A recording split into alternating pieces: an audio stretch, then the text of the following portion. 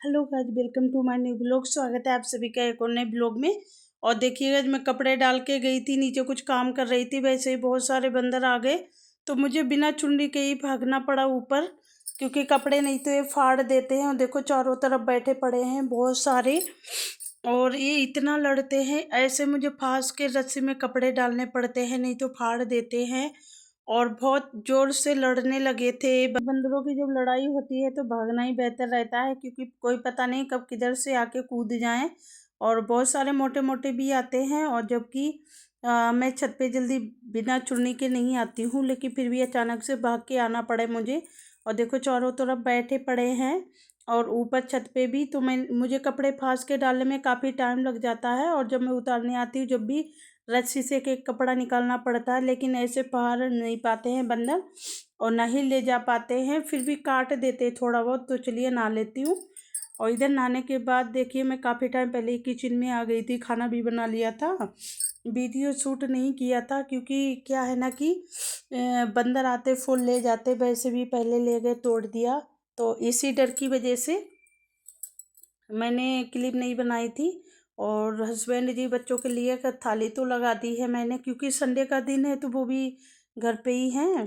तो देखिए, अब खाने में मैंने करेले की सब्जी है, शिमला मिर्च आलू है, और रायता है, सलाद है। तो इन लोगों को दे दूंगी, इसके बाद साथ में मैं भी खा लूँगी खाना, क्योंकि ठंडा मौसम चालू हो गया है, तो जितना गरम गरम खा लो तो सही रहता है, ठंडा हो जाता है। खा तो लेते, वैसे भी गरम खाना कहाँ मिल पाता है हम लेडीज़ों को, ठंडा ही खाने को मिलता है। और लेकिन जब छुट्टी होती है, इनकी घर पे होते हैं, तो फिर साथ में खा लेते हैं। और नहीं तो फिर जब मैं रह जाती हूँ तो सारा काम ख़त्म करके ही मैं खाती हूँ। और होते हैं तो फिर ये भी डांटते हैं मुझे कि चलो ले आओ साथ में, गरम गरम खा लो, काम बाद में करती रहना। पर मैं ये सोचती हूँ काम हो जाए। और इधर कपड़े उतार के मैं ले आई थी उसके बाद, और इन कपड़ों को फोल्ड कर देंगे, फिर डायरेक्ट आपको मिलेंगे शाम को। तो देखिए, हमने सारे बेड पे रख दिए हैं, अब इनको फोल्ड करके रखूँगी। उतार लाई थी छत से, और बंदर तो चले गए थे, तो इन्हें फोल्ड करके रख लेते। काम तो बहुत रहता है, सारा दिन कितना भी कर लो कमी पड़ जाता है। और इधर देखिए गाइस, शाम को हस्बैंड जी बोल रहे थे छुट्टी है तो चलो पापड़ी बनाते हैं। ये हमारे इधर मायके फुर्खाबाद और शाहजहानपुर की तरफ ये पापड़ी बहुत फेमस है। तो इधर पापड़ी हमने आटा और सूजी की बना ली थी, और साथ में ये आलू हैं, चने हैं, और देखिए नींबू प्याज हरी मिर्च कट करके रखी है। और साथ में हमने मूली पड़ी थी, मूली को भी कद्दूकस कर लिया है, और टमाटर हैं। सारी चीज़ें मिक्स करके बनाई जाती है, पपड़िया बोलते हैं इसको।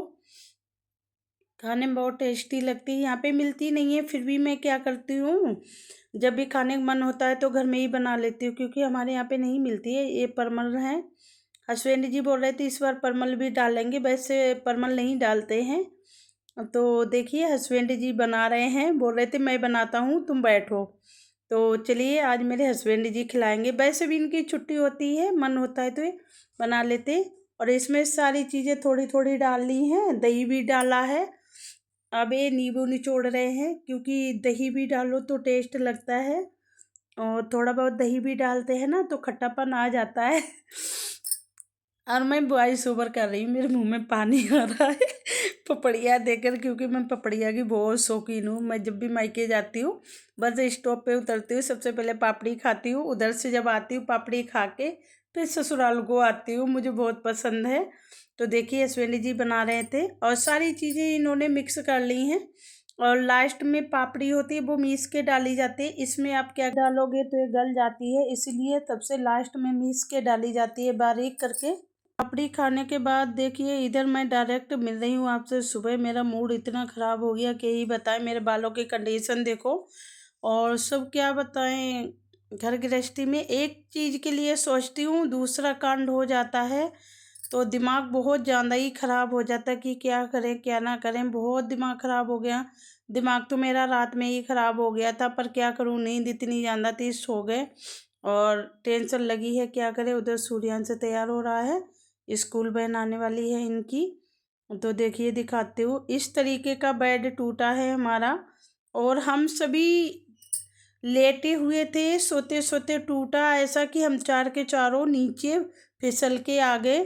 समझ में नहीं आ रहा था क्या हुआ। फिर हस्बैंड जी को भी नींद आ रही थी, बेचारे अपनी चादर लेके इधर चटाई पे लेट गए, सूर्यांश और उनके पापा, और मैं और तान्या उसी बिस्तर पे ही एक तरफ सो गए।